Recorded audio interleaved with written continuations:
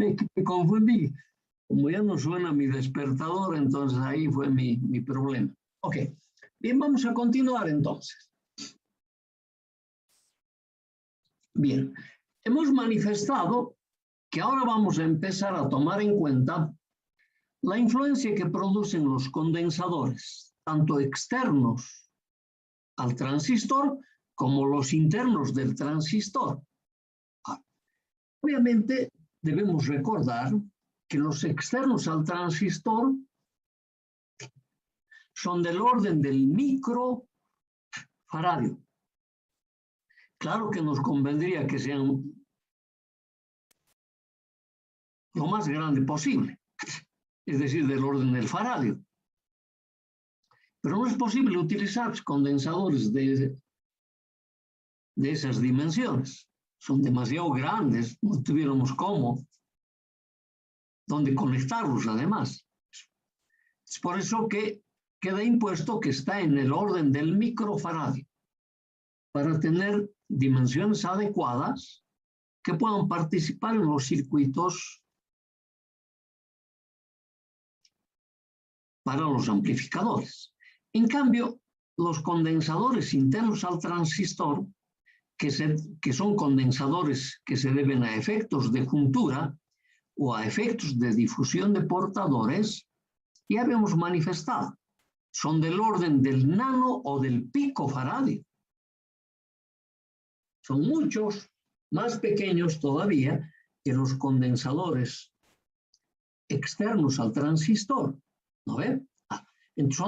Son dos tipos de condensadores, si vale el término de decir dos tipos, que tienen dimensiones muy diferentes. Uno es del orden del micro y el otro del orden del pico. Entonces, por lo tanto, me van a dar reactancias capacitivas diferentes. Nosotros las reactancias capacitivas hasta ahora lo hemos estado utilizando vía las hipótesis. Decíamos, por ejemplo, que los condensadores para las componentes de continua se comportan como circuitos abiertos. Ahí no tenemos nada que probar, ¿no ve? Porque en la materia de redes eso quedó probado. Pero nos convenía momentáneamente y realizar la hipótesis. Yo voy a probar de igual manera, pero mediante otra forma de realizar, una forma más práctica de mostrar los valores de esas reactancias capacitivas. Eso va uno. Dos, dijimos que los condensadores internos al transistor estaban en el orden del nanofaradio o picofaradio. Y que nosotros los hemos ido utilizando también vía una hipótesis, o que se comportaban como circuitos abiertos o como cortocircuitos. Pero nuestra hipótesis más ha ido a los condensadores externos. Y hemos dicho que los de acoplamiento y el de desacoplamiento se comporta como un cortocircuito a la frecuencia más baja a ser reproducido del transductor de entrada. Claro, si yo tomo esa idea para los condensadores internos, ¿no ve? Quedaría cortocircuitado el efecto transistor, tanto para transistores unipolares como bipolares. Por lo tanto, el transistor no funcionaría. Entonces, esa hipótesis no se cumple para los transistores internos del transistor, por las dimensiones que tiene. Vamos a mostrar que ellos, dentro del rango de audiofrecuencia, se van a comportar como verdaderos circuitos abiertos. Eso vamos a mostrar. Ok, calmita. Ahí no puedo utilizar la misma hipótesis. Anótatelo clarito. Suelen preguntar. Ajá, ok. Entonces es importante que tomemos en cuenta esta firmina, por ejemplo, que estamos nosotros utilizando condensadores del orden del microfaradio. Pueden ser unidades, decenas o centenas o miles de microfaradios, ¿no ve? Y estamos utilizando condensadores del orden del pico o el nanofaradio. Son las capacidades del transistor internas al transistor, son externas al transistor. Por lo tanto, si nos vamos fijando, nuestros parámetros equivalentes del transistor o los componentes externos del transistor que utilicé para polarizarlos, estamos hablando de las resistencias, eran la mayoría de las resistencias del orden del K, muy pocos sabían del orden del mega, o sea, del kiloohmio o del megaohmio, pocos sabían del orden del mega. Sí habían algunos internos al transistor, ¿no ve? Pero la mayoría estaban en el orden del K. K, en unos casos unidades, decenas de K o centenas de K, kiloohmios estoy hablando, ¿no ve? Ajá. Entonces, me dice, yo los tengo que comparar las reactancias capacitivas, tanto de los condensadores externos como de los internos, a los valores resistivos que nosotros utilizamos.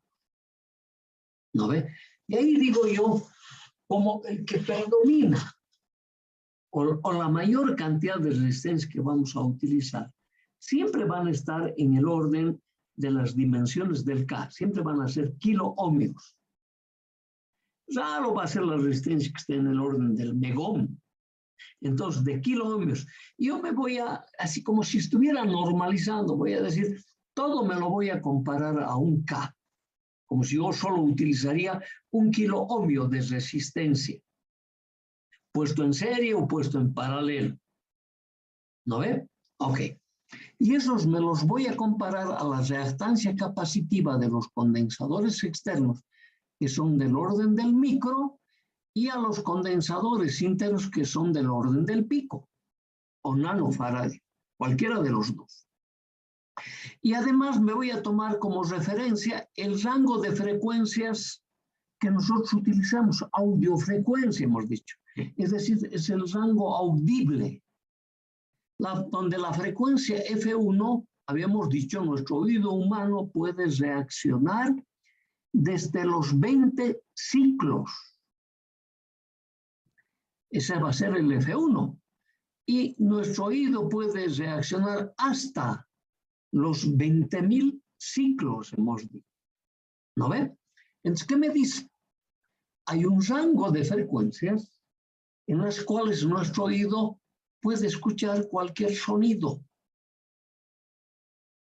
Lo único que tiene que tener es una amplitud suficiente. También en el tiempo nos hemos vuelto un poquito sordos, ¿no ve? Cada vez necesitamos que nos hablen un poquito más fuerte. Entonces, que tenga una amplitud adecuada para que mi oído pueda reaccionar. Entonces, el oído reacciona frente a esos dos eventos, a un rango de frecuencia y a una amplitud. Ahora, ese rango de frecuencia se viene a denominar así ancho de banda. Y el ancho de banda es la diferencia entre la frecuencia de corte superior menos la frecuencia de corte inferior. O también conocido con el nombre de rango útil de frecuencias en la que tu oído puede reaccionar. ¿Está clarito? Clarísimo. Frecuencias por encima del F2, por encima de los 20.000 ciclos, tú ya no escuchas. O frecuencias por debajo de los 20 ciclos, tú ya no escuchas. Y es más, como dije hace un momento, nos hemos ido volviendo sordos. Y hemos tenido necesidad de que nos levanten un poquito más la voz para que escuchemos. Y después nos hemos vuelto cada vez menos selectivos en frecuencia. Nuestros rangos, nuestros anchos de banda han ido disminuyendo. Eso por los ruidos que tenemos en las calles, por ejemplo. ¿No ve? Estamos hablando del oído perfecto acá. Entonces, los oídos nuestros seguramente respondemos de unos 200 ciclos hasta unos 15.000 y eso. La mayoría deben estar muy por debajo todavía de esos rangos. Entonces, cuando digo muy por debajo, no deben escuchar el de 200, deben escuchar 300 o 400 ciclos, y en frecuencias altas deben estar en los 10.000 o 9.000, sí, 8.000 ciclos, así. Nosotros mismos nos encargamos de volverlos sordos, además. A ver, digan que no hacen eso ustedes. Se ponen unos headphones a los oídos y empiezan a escuchar música a pleno volumen. Sordos se vuelven. Esos están limitándose cada vez más. Tu oído va a dejar de responder a amplitudes grandes y a rangos de frecuencias cada vez más altas. Va a dejar de...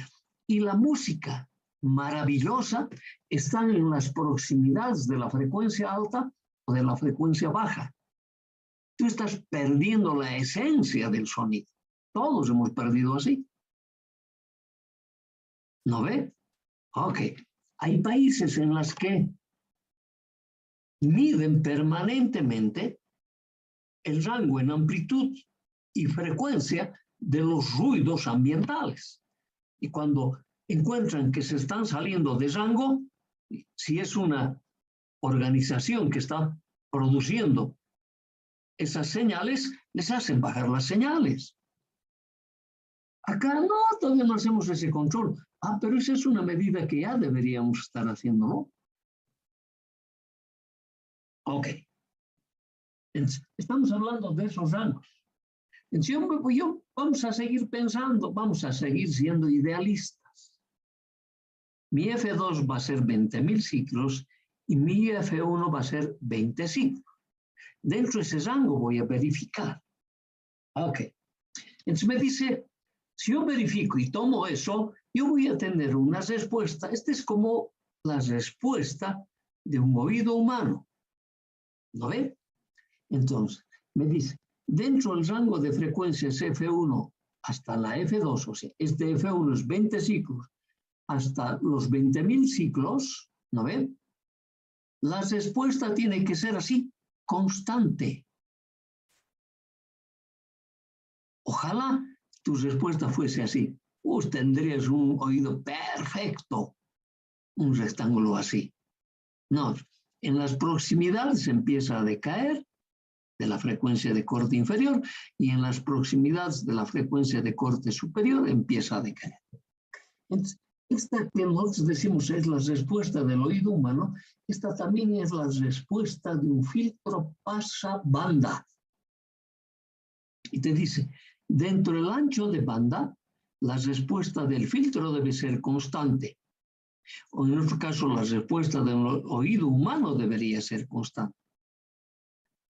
En las proximidades de las frecuencias de corte inferior o por debajo de él, la respuesta del filtro debe ser cero.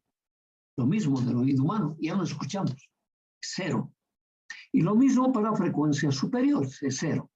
Entonces, el ancho de banda se define como la diferencia de F2 menos F1.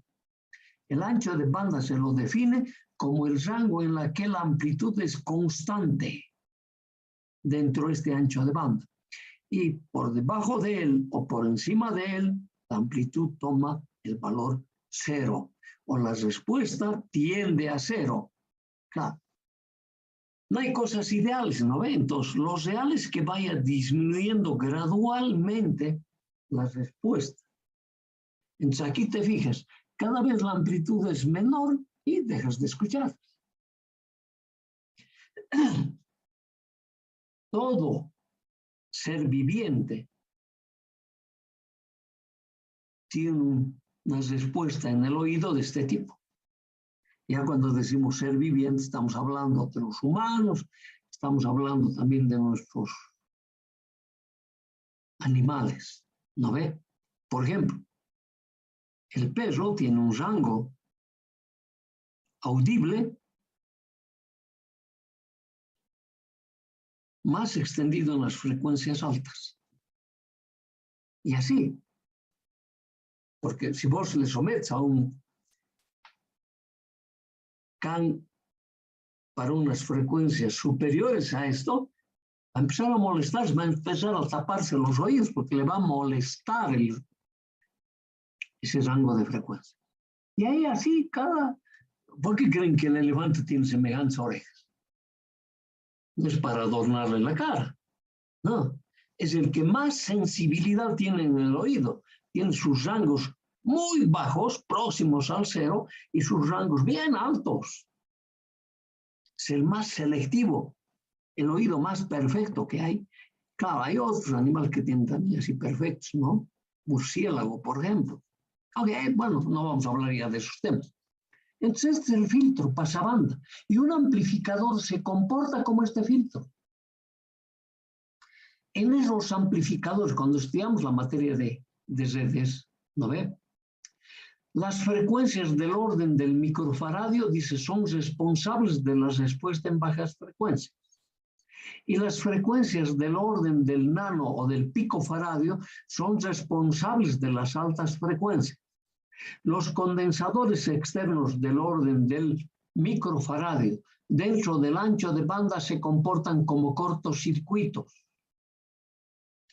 Y los condensadores del orden del nanofaradio o picofaradio dentro del ancho de banda se comportan como circuitos abiertos. ¿Ah? Para frecuencias más bajas que la frecuencia de corte inferior, ¿no ve? Los condensadores externos e internos van tendiendo, eso lo vamos a ver enseguida, a un cortocircuito o a un circuito abierto. Los condensadores por encima de la frecuencia de corte superior, los del orden del micro y del nanofaradio, van tendiendo a un cortocircuito o a un circuito abierto, que enseguida lo vamos a ver. Solito vas a llegar a esa conclusión. ¿Cómo? Vamos a presentarnos un pequeño ejemplito en base a las consideraciones que estábamos haciendo aquí. Aquí está. Entonces, pero antes de ese ejemplito, aquí van a aparecer 5 bullets, que si tú quieres llamarlo así, todos son de casi 2 líneas. Los tengo que saber con precisión. ¿No ve? El primero, ¿qué te dice? Para las señales con frecuencias comprendidas dentro del ancho de banda, tienen una ganancia constante independiente de los condensadores externos e internos del transistor. Esta definición sí o sí lo tienes que entender. Claro, y a esta misma conclusión vamos a llegar con ese ejemplito que te voy a mostrar enseguida. Luego este otro bullet dice, para señales en el valor de la frecuencia de corte F1, o sea, de corte inferior, la ganancia del amplificador ha disminuido a su valor de 0,707 de la ganancia dentro del ancho de banda. También se suele decir ha disminuido en 3 dB o frecuencia de potencia mitad. Claro, eso ya son cosas que hemos ido aprendiendo en la materia de redes. Pero esta es la primera definición que sí tienes que saber. Ha disminuido su valor a 0,707 de la ganancia dentro del ancho de banda. Para F1. Para F2 parecido va a ser. Enseguida vamos a presentar el F2. Ahora, F1. Para señales con frecuencias por debajo de F1, la ganancia del amplificador se hace despreciable o tiende a cero. Sencillo. Definición sencilla. Listo, ya tengo para el ancho de banda, ya tengo para el F1. Ahora para el F2. Para señales en el valor de la frecuencia F2, la ganancia del amplificador ha disminuido su valor a 0,707 de la ganancia dentro del ancho de banda. Es lo mismo que esto. ¿Te fijas? Idem. Ajá. Ahora, por encima del F2. Es lo mismo que esto. Aquí está. ¿Ya? Tiende a cero, tiende a cero. Esto tenemos que saberlo sí o sí. Es importante. Son definiciones recontra importantes. Este va a ser mi gráfica de conclusión del ejemplito que te voy a mostrar. Y ahí vamos a repetir esas definiciones. ¿Qué te voy a mostrar? ¿Qué dice?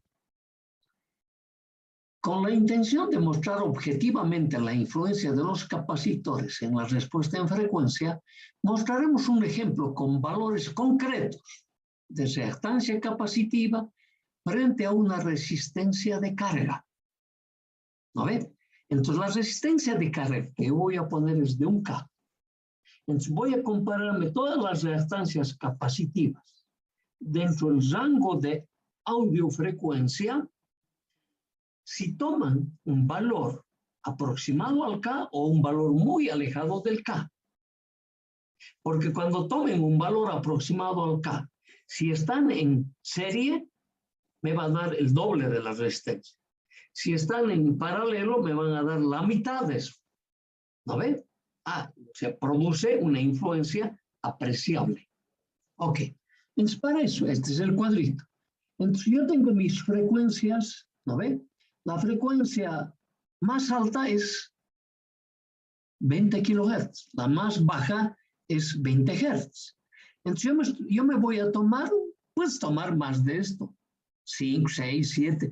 Cuantos más frecuencias dentro de este orden tomes, más preciso va a ser tu tabla. Entonces yo me he tomado dos valores intermedios. He tomado el valor, la frecuencia de corte inferior, hasta donde el oído escucha. He tomado 2 kHz, he tomado 10 kHz y finalmente 20. ¿No ve? Entonces, aquí estoy anotando frecuencias y aquí voy a anotar reactancias capacitivas, reactancias. ¿Cómo van a ser mis condensadores? Para compararme estoy tomando reactancias capacitivas externas al transistor, pero todos van a ser del 8 microfaradios. ¿No ve? Entonces, para compararlos, aquí me estoy tomando 8 picofaradios. Puedo tomarme también 8 nanofaradios. Ya, 8 picofaradios me estoy tomando. Entonces, este valor es lo mismo. Entonces, de esa manera, no es lo mismo, pero por la dimensión, ¿no ve? No son los mismos. Yo estoy diciendo 8 y 8, a eso me estoy refiriendo. Por lo tanto, estas reactancias capacitivas me voy a comparar con un K de resistencia. Claro, si el condensador externo que utilizo, por ejemplo, va a ser 100 micros, el condensador interno que utilizo un pico, no, pues no hay forma de compararlos. 100 a 1 y hay diferencias grandes. Entonces, 8 y 8 frente a una resistencia de un K. Entonces, van a ser diferentes por el tema de la frecuencia. Ok. Entonces, calculamos nosotros la reactancia capacitiva para la frecuencia F1. Si ustedes le ponen a su calculadora, es 995 ohmios te da.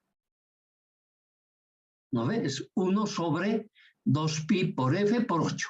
Eso te va a dar 995. Entonces, lo mismo hago para esta misma capacidad a la frecuencia F2, 9,9 ohmios, 1,9 ohmios, 0,9 ohmios. Mira la tendencia. Para la reactancia capacitiva 2, para los 8 picos, a la frecuencia F1 me da 100 megas, 100 megohms.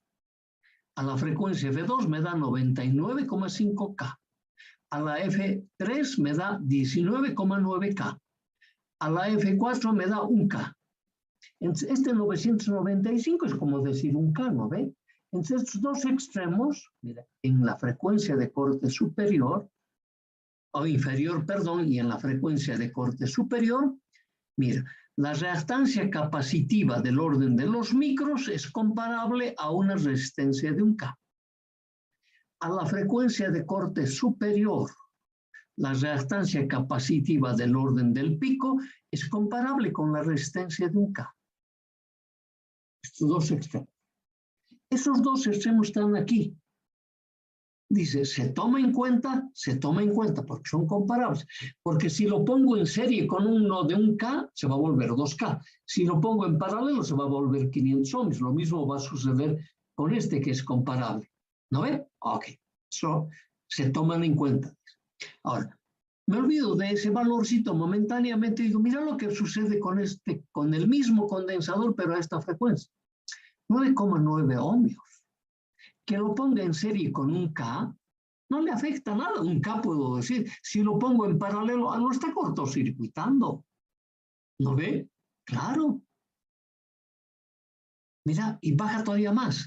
Y baja más. Es que me está diciendo, los condensadores internos, externos al transistor, a medida que la frecuencia aumenta, se están comportando como cortocircuitos.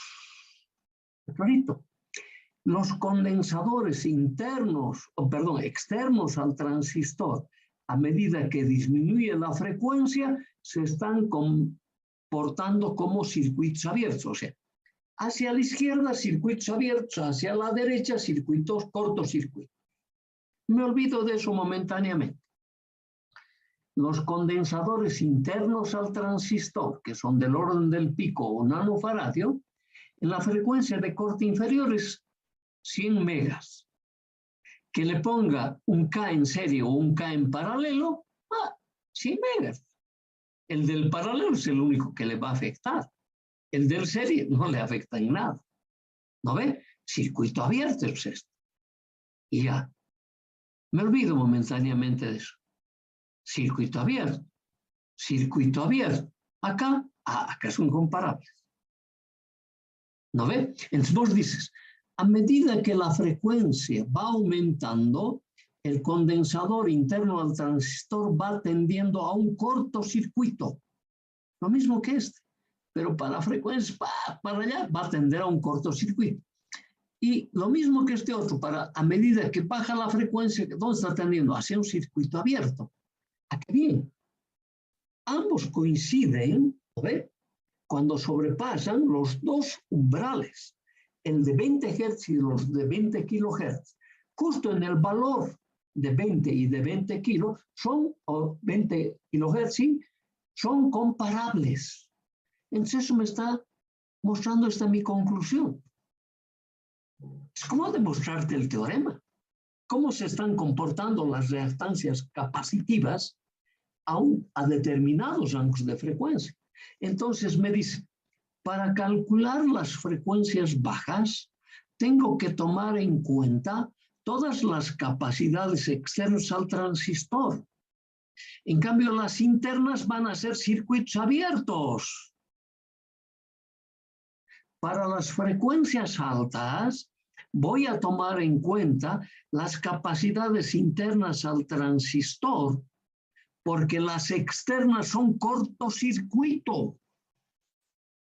De acuerdo de la respuesta en frecuencia, solitos vamos a sacar nuestra conclusión. Hemos dicho, aquí está la conclusión. Es como demostrar un teorema.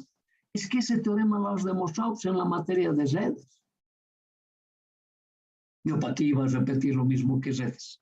No tenía sentido, ¿no? Yo te lo estoy mostrando ahora, eso mediante los números. Lo mismo. Porque además era tu obligación repasar los teoremitas. ¿No ve? Y continúan siendo tu obligación. Por otra vez, el próximo semestre vas a llevar Electrónica 2. Don José Ríos, que es el docente de esa materia, si yo soy cascarrabia, él es el doble. Así que solo piensa, tengo que estudiar. No te queda otra.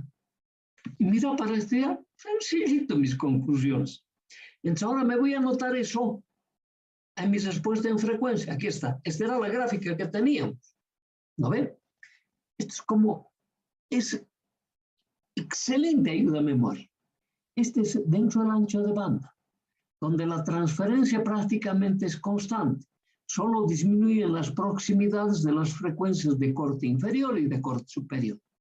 Y ahí dice, en frecuencias medias, dentro del ancho de banda, quiere decir frecuencias medias, entre F2 y F1, ¿no? Dice, capacitores externos al transistor se comportan como cortocircuitos. Los internos al transistor son circuitos abiertos. Entonces, es como tener esa gráfica, esas tablitas que hemos hecho hace un momento. Ahora te dice, acá, capacitores internos al transistor, limitan la respuesta en altas frecuencias. Claro, porque ahí eran comparables y a partir de ahí tienden al cortocircuito. Y si tienden al cortocircuito, tienden a perder el efecto transistor, porque esas capacidades internas van a cortocircuitar el generador equivalente de corriente que tengo en el circuito de salida. Chao, efecto transistor.